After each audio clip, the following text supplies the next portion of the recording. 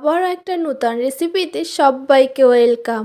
আজকে আমি বানাবো অসাধারণ স্বাদের একটা খুব সহজভাবে পিঠার রেসিপি।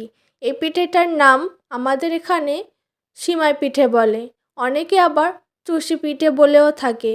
তো আপনাদের ভাষায় কি বলে অবশ্যই কমেন্ট করে জানাতে ভুলবেন না। প্রথমে আমি ডোটা রেডি করে নিলাম, আর ডোটা খুব ভালো করে রেডি করতে হবে। আপনারা যদি ডো রেডির ভিডিও দেখতে চান অবশ্যই কমেন্ট করে জানাবেন, আমি একটা ভিডিওতে দেখিয়ে দেব। তারপরে আমি ছোট ছোট করে লেচি কেটে নেব, আর এটা খুব ভালো করেই মাখিয়ে নিতে হবে। ডোটা খুব ভালো করে মাখাতে হবে।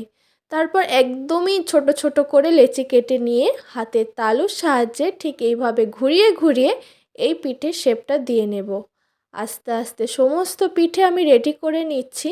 আর এই পিঠেটা বানানো খুবই সহজ আর খুবই তাড়াতাড়ি হয়েও যায়। অপরদিকে আমি নারকেলের দুধটা রেডি করে ওভেনে বসিয়ে দিয়েছিলাম।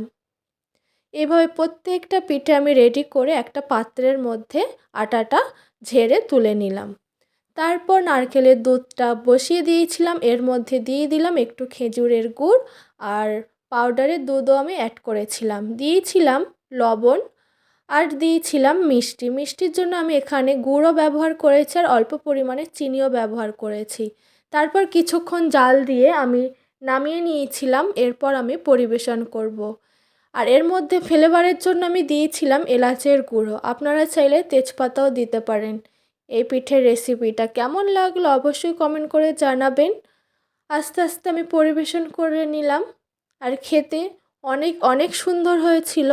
আর খুবই সহজে পিঠের রেসিপিটা বানানো যায়। অবশ্যই ভিডিওটা কেমন লাগলো কমেন্ট করে জানাবেন। নতুন নতুন ভিডিও দেখতে হলে অবশ্যই পেজটাকে ফলো করতে হবে, ইউটিউব থেকে দেখলে সাবস্ক্রাইব